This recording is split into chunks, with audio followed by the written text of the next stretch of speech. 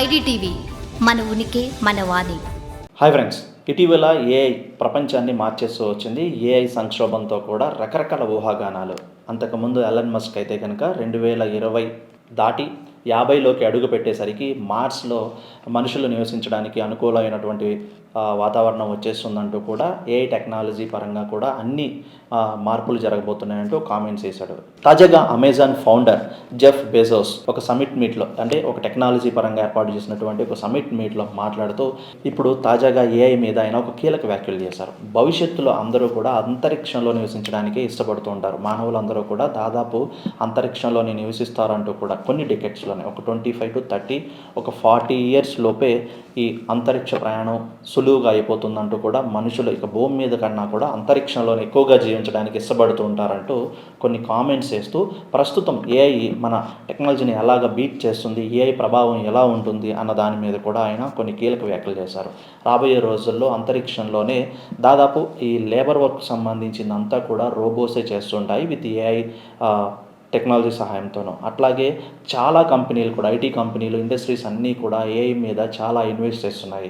రానున్న కొన్ని డెకెట్స్ చాలా తొందరగా 2025, 30 years లోపే చాలా పెను మార్పులు రాబోతున్నాయి. మానవ జీవన శైలిలో కానివ్వండి, లేకపోతే ఈ భూమి మీద నుంచి అంతరిక్షానికి ప్రయాణ దిశలో కానివ్వండి.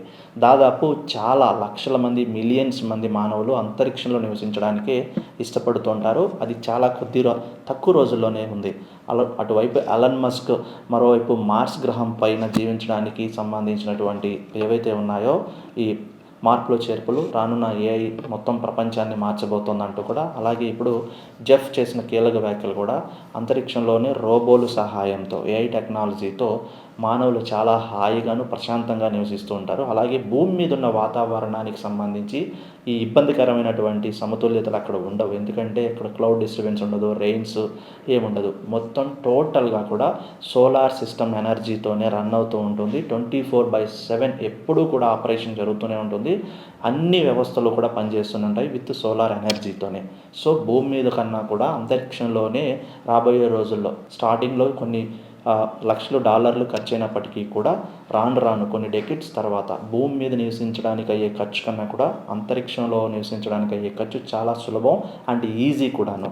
అండ్ ఒక్కసారి ఇనిషియలైజేషన్ చేస్తే చాలు, ఎటువంటి డిస్టర్బెన్స్ లేకుండా కొన్ని మిలియన్ ఇయర్స్తో పాటు వాటిని రన్ చేసే మెకానిజం కూడా రాబోతోంది. కేవలం రోబోస్ అండ్ ఏఐ టెక్నాలజీతో రన్ చేసే హ్యూమన్ లైఫ్ ఎంతో హాయిగాను ప్రశాంతంగాను ఉంటుంది. మనుషులు అసలు ఏ పని చేయక్కర్లేదు, అన్నీ రోబోస్ ఏఐనే చేసేస్తుందంటూ జెఫ్ ఈ సమిట్లో కీలక వ్యాఖ్యలు చేస్తూ కూడా ఖచ్చితంగా మనుషులు అంతరిక్షంలో జీవించే రోజులు దగ్గరలోనే ఉన్నాయంటూ కూడా ఒక కీలక వ్యాఖ్యలు చేశారు.